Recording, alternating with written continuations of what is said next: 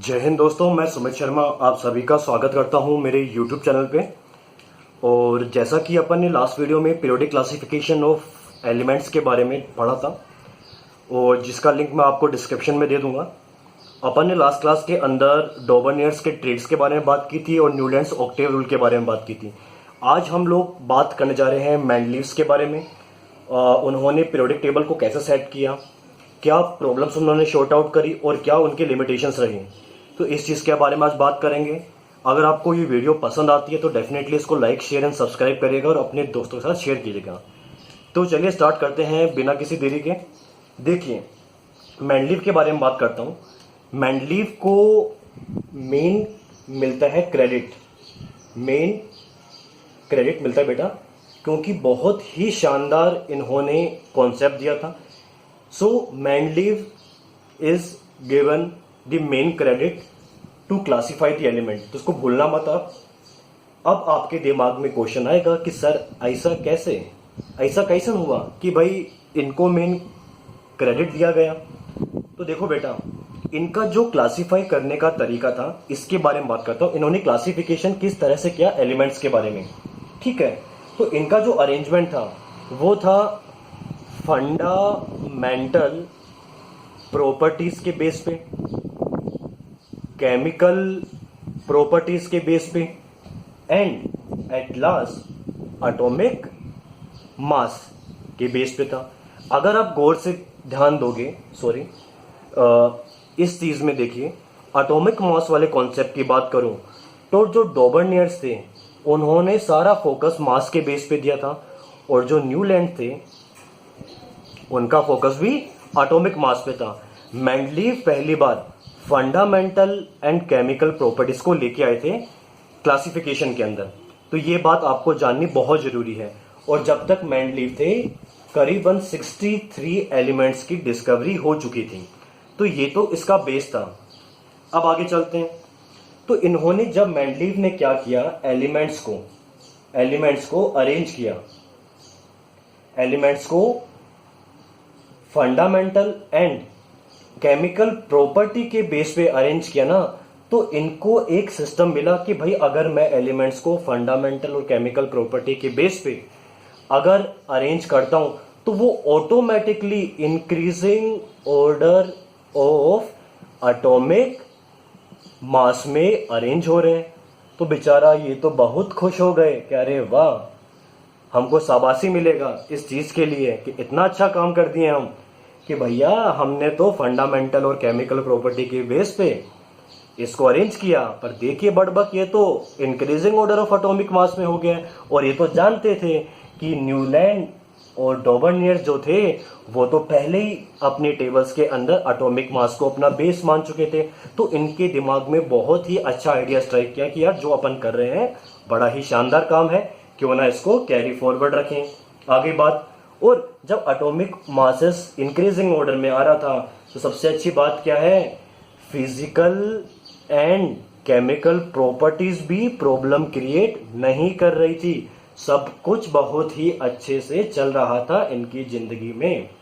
तो इन्होंने लास्ट में क्या बात बोली ये आपको याद करना बहुत ही जरूरी है। मैं यहां पे लिख देता हूं याद करके छोटी सी स्माइली। आगे बात समझ में, आपको याद क्या करना है कि properties of elements are the periodic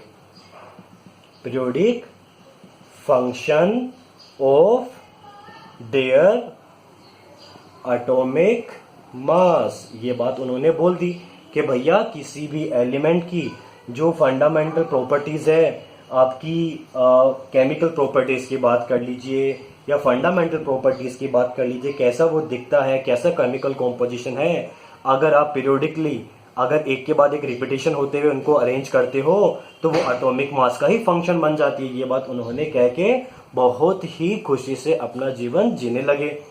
but काम तो कर ही रहे थे इसके ऊपर। तो उनकी जो टेबल थी वो 1817 टू 1872 में एक जर्मन जर्नल के अंदर पब्लिश हुई। ठीक है, आप सभी से एक छोटी सी मैं क्षमा मांगूंगा मेरे घर के आसपास स्ट्रीट्स हैं, तो अगर बीच में किसी तरह की आपको प्रॉब्लम हो आवाज़ को लेके तो मुझे क्षमा करिएगा, क्योंकि इसका ऑप्शन मेरे पास नहीं है। बट मैं कोशिश करूँगा कि आप तक मेरी आवाज़ अच्छी तरह से आती रहे। ठीक है। तो 1872 में जो जर्मन जनरल था वहाँ पर इनकी टेबल पब्लिश हुई। और एक अच्छी बात इन्होंने जो दी, इन्होंने जो रोज थी, क्या बोलते हैं, रोज, जिनको आप केमिस्ट्री में कहते हो पीरियड, याद रखना इसको, भूलना नहीं आज से। जो नीचे लेटी हुई लाइंस होती है आपकी बुक में, जो लाइंस होती है उनको रोज कहते हैं, पंक्तियां जो है। और जो कॉलम है इनको बोलते हैं हिंदी में स्तंभ, इनको बोलते हैं पंक्तियां, इनको बोलते हैं स्तंभ। ठीक है। रोज और कॉलम, इन्होंने रोज और कॉलम भी बताए अपनी पीरियोडिक टेबल के अंदर। बट कई बच्चे एग्जाम्स के अंदर बहुत बड़ी मिस्टेक कराते हैं कि सर हमको तो याद ही नहीं होता कि ग्रुप कॉलम होता है या रोज पीरियड होती है, कैसे याद करें, क्यों टेंशन लेते हो, मैं तुम्हें याद करवाता हूँ। देखो पी के पास, जैसे आपको रोज तो कॉलम तो याद होता है, तो एक बार देखो यार, जो आर अल्फाबेट है उसके आसपास कौन सा अल्फाबेट आता है, पी आता है, पी क्यू आर, पता आपको। तो आज के बाद भूलना मत, पी क्यू आर से पीरियड एंड रो याद कर लेना। और कॉलम के पास में कौन सा अल्फाबेट आता है, जी आता है, C D E F G. उम्मीद करता हूँ आपको अल्फाबेट तो आते होंगे, C D E F G आता है, तो इसको ऐसे याद कर लो। और पी क्यू आर, तो पीरियड्स क्या होते हैं, रोज होती है, कॉलम्स क्या होते हैं, ग्रुप होते हैं। तो इन्होंने अपनी टेबल में ये कॉन्सेप्ट भी दिया। इन्होंने बताया कि भैया जो मेरी टेबल है इसके अंदर 8 तो ग्रुप है, ग्रुप मतलब कॉलम, और 6 पीरियड्स होंगे, जिस तरह से मैंने इसको अरेंज किया है। और एक सबसे अच्छी बात, एक जो लास्ट में करना चाहूँगा, इन्होंने अपने टेबल के अंदर ऑक्साइड्स एंड हाइड्राइड्स के बारे में भी बताया था। ऑक्साइड्स एंड हाइड्राइड्स के भी बेसिक फॉर्मूले दिए थे। अब अपन आगे चलते हैं, आपकी अगर परमिशन हो तो मैं इसको रिमूव करना चाहूँगा। ठीक है। देखिए अब मैं आगे बात करता हूँ हमारे जो मेंडलीव थे उनकी अचीवमेंट के बारे में, कि भाई उनकी अचीवमेंट क्या थी, इन्होंने क्या अचीवमेंट ली। अचीवमेंट के बारे में बात करते हैं भाई। देखो अचीवमेंट के बारे में बात करूंगा तो एक बात आप देखना, इनकी क्या अचीवमेंट थी। पहला, एटॉमिक जो मास था, एटॉमिक जो मास था, इसके बारे में आपको अचीवमेंट गिनवाता हूं इनकी मैं। देखो एक क्या था, जो ज्यादा एटॉमिक मास था और जो कम एटॉमिक मास था, मतलब हैवियर एलिमेंट की बात कर रहा हूं, लाइटर एलिमेंट की, on the basis of their atomic mass. Atomic mass होता क्या बेटा, न्यूट्रॉन और प्रोटॉन का कंबाइंड मास होता है, इसको बोलते हैं एटॉमिक मास। हैवियर और लाइटर की बात करता हूं। ठीक है। अब इन्होंने कैसे अरेंज किया था, ये देखिए, कोबाल्ट, निकल और एल्यूमिनियम और सिलिकॉन। एक बार देखिए, कोबाल्ट का 58.9, 58.7, 29.98, याद नहीं करना है, और 28, ये चीज, ये इनके एटॉमिक मासेस थे। तो इसने तो फंडामेंटल और केमिकल प्रॉपर्टीज के बेस पे अपनी टेबल को अरेंज किया था, क्लासिफाई किया था इन प्रॉपर्टी के बेस पे। तो इसने देखा कि भाई अपने आप ही ये चीज सेट हो रही है, को मतलब पास पास, कितना देखो कितना क्लोज एटॉमिक मासेस हैं और ये एलिमेंट्स पास पास ही आ गए। तो ये बहुत अच्छी अचीवमेंट थी। जो प्रॉब्लम अपन फेस कर रहे थे न्यूलैंड्स के अंदर, न्यूलैंड की जो पीरियोडिक टेबल थी, वहां पर जो अपन ये प्रॉब्लम फेस कर रहे थे, उस प्रॉब्लम का कुछ हद तक शॉर्ट आउट यहां पर हो गया कि लगभग सिमिलर मासेस पास पास में आ चुके हैं। ठीक है। अब अपने आप आ गए, क्योंकि इनकी जो प्रॉपर्टीज थी उन्होंने सिमिलर बेस पे इनको रखा था। पहली बात तो ये। फिर देखो बेटा, मैं इनके सेकंड अचीवमेंट के बारे में बात कर लेता हूँ, जगह पड़ी हुई यहाँ पे। उन्होंने कुछ स्पेस खाली छोड़े, क्योंकि डॉबर्नियर और न्यूलैंड ने तो कह दिया कि भाई कोई नया एलिमेंट आएगा ही नहीं, उनको ऐसा लगा था। बट इस बंदे ने बोला कि नहीं भैया, कुछ झोल है, कुछ गड़बड़ा रहा है माहौल यहाँ पर, ऐसा तो नहीं हो सकता, कुछ ना कुछ तो आएगा।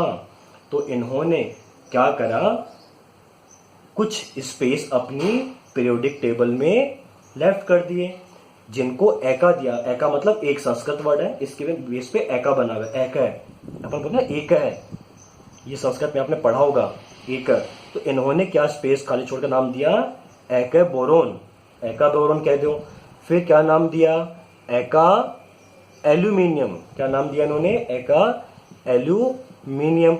और एक इन्होंने नाम दिया एक, क्या दिया, याद होगा आपको, नहीं किसी को पता, एका सिलिकॉन।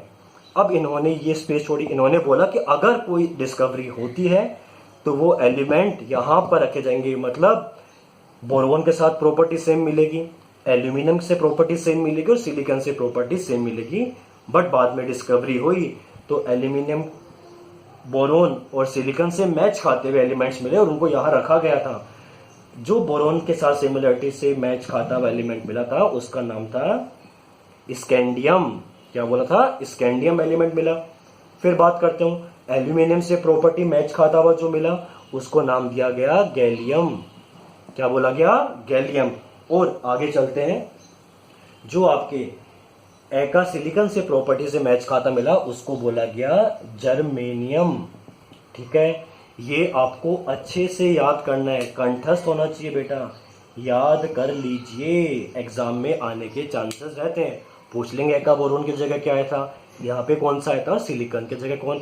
अब वापस वही कंफ्यूज हुआ कि सर याद करे तो करे कैसे, हमारा सारा ध्यान तो व्हाट्सएप, फेसबुक और इंस्टाग्राम पे रहता है, तो बेटा वो तो इलाज नहीं है मेरे पास। बट एक छोटी सी मैं आपको ट्रिक दे सकता हूँ जो मैंने बनाई है।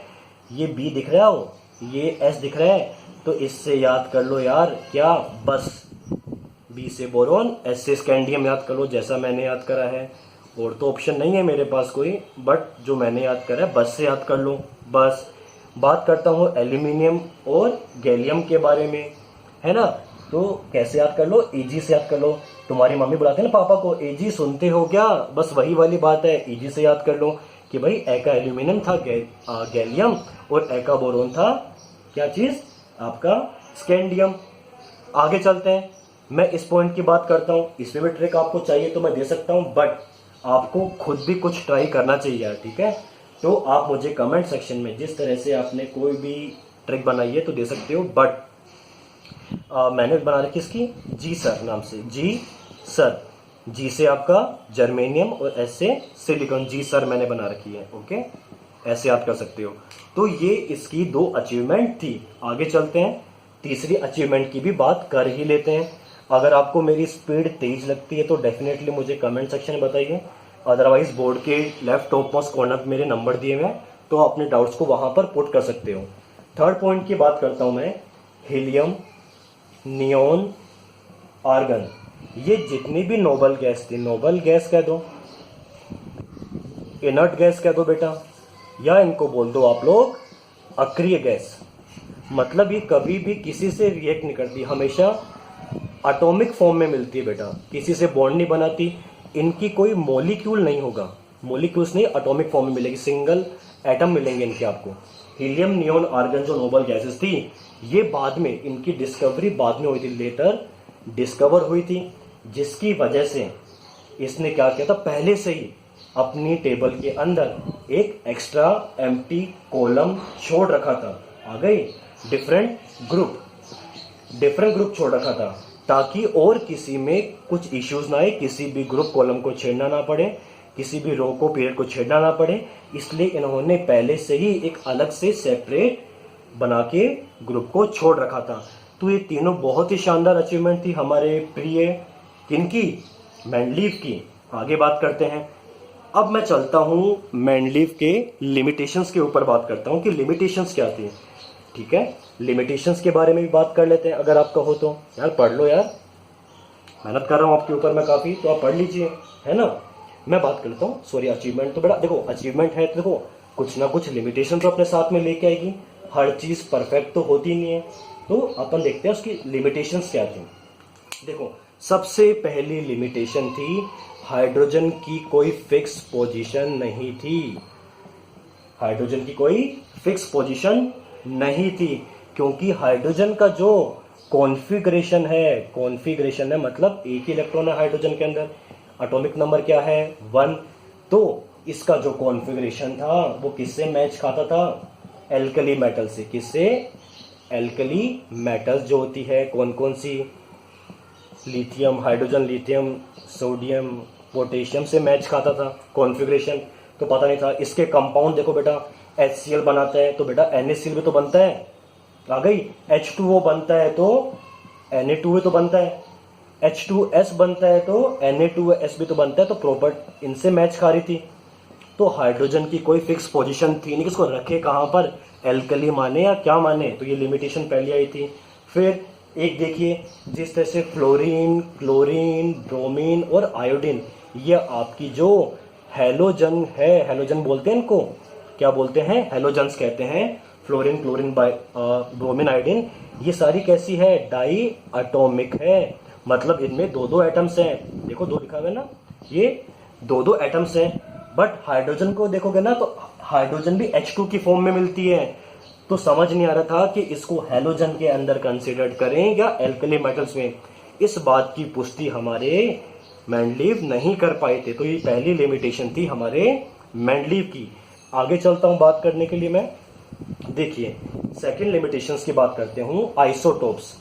आइसोटोप आपने पढ़ा हुआ है क्या, different atomic mass, same atomic number. आगे बात समझ में, डिफरेंट एटॉमिक मास और सेम एटॉमिक नंबर। तो इसकी बात करते हैं आइसोटोप्स के बारे में। इसका आइडिया नहीं था किसको, मेंडलीव बाबू को इसके बारे में बात नहीं थी कि भाई इनको रखे कैसे, डिफरेंट तो मास आ रहे हैं, क्या इनको डिफरेंट डिफरेंट जगह रखना सही है, एक जगह रखें, कुछ आइडिया इसके बारे में वो नहीं बता। अगर आप क्लोरीन की बात करो तो क्लोरीन का 35 आइसोटोप भी मिलता है और क्लोरीन का 37 आइसोटोप भी मिलता है, ठीक है। तो इनकी कोई फिक्स पोजीशन नहीं थे, मास डिफरेंट थे, बट प्रॉपर्टीज केमिकल तो सेम है। आगे बात, तो ये इनकी सेकंड मिस्टेक थी। सॉरी मिस्टेक तो क्या, लिमिटेशंस कह सकता हूँ बेटा, मिस्टेक नहीं लिमिटेशंस कह सकता हूं मैं। और थर्ड पॉइंट की मैं बात कर लेता हूं जो लास्ट है आज की क्लास के लिए। जो इनका एटॉमिक मास आया था अरेंज करने पे, फंडामेंटल केमिकल प्रॉपर्टी को बेस अरेंज करने पे, वो इररेगुलर था। मतलब जैसे एग्जांपल दे रहा हूं, अगर 1 है और 1.2 है, 1.3, 1.72, ये तो रेगुलर मैनर है। इरेगुलर मैनर क्या हो सकता है, 37, फिर अचानक से जंप करके 40 पहुंच जाए, 43 पहुंच जाए। तो इसके बीच में जो स्पेस थी वो इरेगुलरिटी को शो कर रही थी, है ना। तो यहां पर छोटे की बात नहीं, अगर आप हैवियर एलिमेंट्स को कंसीडर करोगे, भारी एलिमेंट्स को कंसीडर करोगे, तो उनके एटॉमिक मासेस के बीच में इरेगुलरिटी आ रही थी। इस चीज की व्याख्या, इस चीज के बारे में उन्होंने नहीं समझाया था। आप लोगों की बुक मेरे पास पड़ी है, अगर आप देखेंगे इसको गौर से पेज नंबर 83 के ऊपर, तो आपको अगर स्टडी करने का मौका मिले, अब चाहो तो देखो आर्सेनिक 74 पे है, 78 पे देखिए, 79, ये जो बड़े बड़े मासेस हैं इनमें बहुत इरेगुलरिटी आ रही है। 121 के बाद सीधा 127 आ रहा है। आगे बात, तो ये कहते हैं इरेगुलरिटी इन दी एटॉमिक मासेस। इस बात की व्याख्या हमारे ये बाबू नहीं कर पाए थे। आ रही बात समझ में। तो ये आज की क्लास में था अपने मेंडलीव के बारे में। अगर आपको कोई भी डाउट हो तो डेफिनेटली मुझे बताइएगा। बाकी जय हिंद, जय भारत, वंदे मातरम।